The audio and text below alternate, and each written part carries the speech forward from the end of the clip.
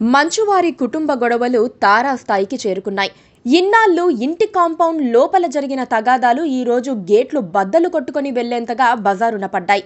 గత 3 రోజులుగా జరుగుతోన్న హై డ్రామాతో తీవ్ర ఫ్రస్ట్రేషన్కు లోనైన మోహన్ బాబు క్షణికావేశంలో మీడియా ప్రతినిధిపై దాడి చేయడం ఇప్పుడు సర్వత్రా చర్చనీయాంశంగా మారింది.